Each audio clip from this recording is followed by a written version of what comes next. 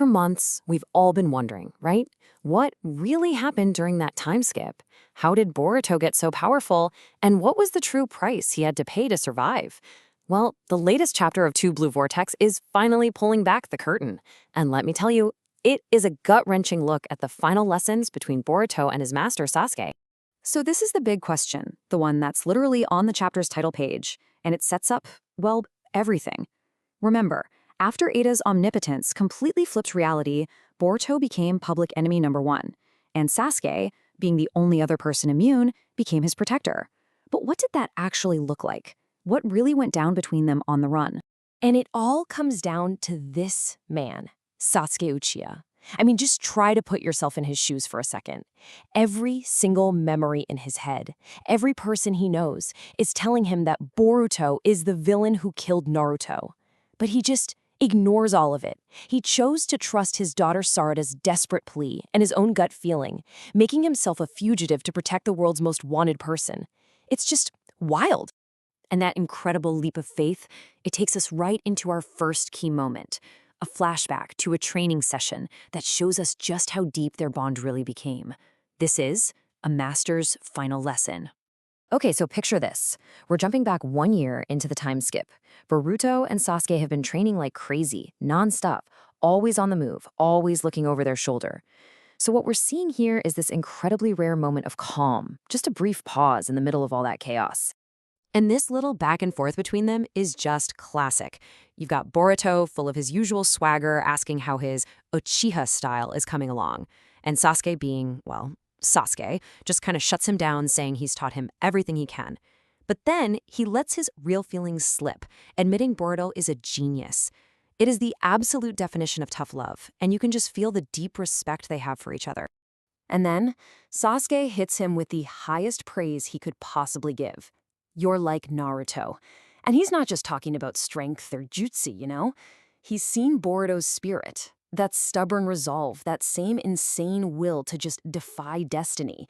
In that one moment, Sasuke sees his best friend, his greatest rival, living on in his student. And this really is the heart of it all. Sasuke's mind is a complete mess of fake memories. But his heart, his gut, it's telling him that Boruto is the one. He's not running on logic here. This is all about a deep, instinctual faith. Faith in Sarada, and faith in that little piece of Naruto he sees inside Boruto.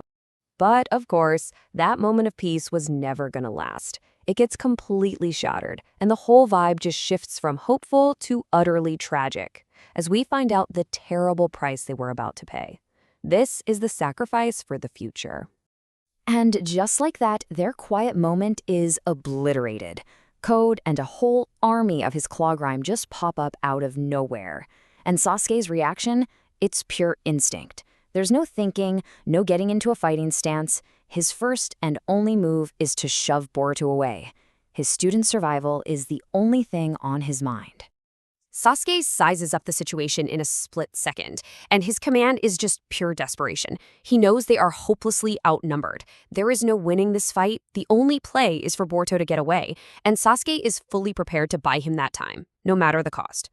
Man, can you even imagine the horror for Boruto here?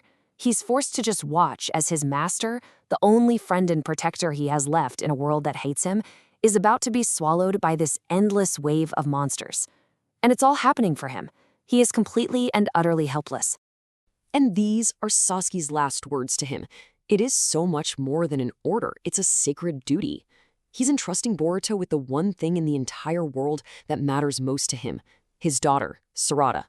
The torch is officially being passed, but it's happening in the absolute darkest way possible. And this is the devastating result. One of the claw grimes gets a hold of him, and it transforms into this monstrous divine tree, absorbing and sealing Sasuke right inside of it. His sacrifice is total. His fight is over. So that brings us back to the present day, and now it all makes sense. We finally understand why Boruto wears Sasuke's cloak and carries his sword. They're not trophies, not at all. They're a burden. A constant, heavy reminder of the promise he made and the incredible weight of his master's will that he now has to carry all on his own. But here's the crazy part. Sasuke's sacrifice wasn't the end of the story. Nope, In fact, that tragic event actually gave birth to a brand new, horrifying enemy. So now we've got to talk about the chilling consequences, the Shinju consciousness. Back in Konoha, we quickly learned that what happened to Sasuke wasn't a one-off thing. They discovered Team 10 sensei, Mogi, trapped in the exact same way. And that's when they realized the Claw Grime have been doing this to people all over, creating these horrific divine trees. So what are these things exactly? Well, the manga breaks it down for us. They're called Shinju. Think of them as self-aware extensions that evolved from the Ten Tails.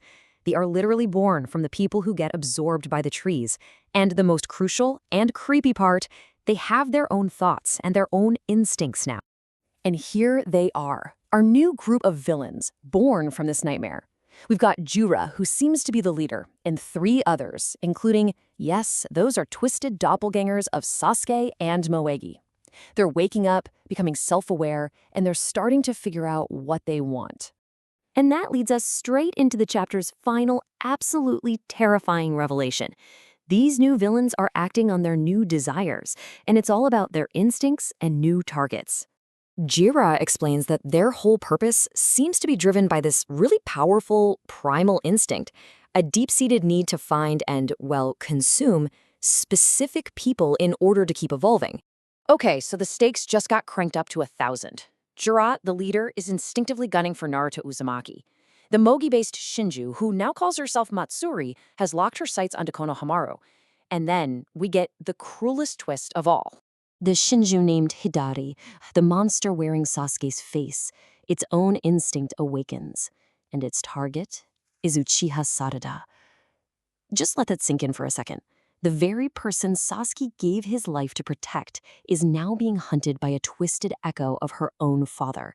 It's the ultimate, most messed up perversion of his sacrifice. And that leaves us with this one chilling question.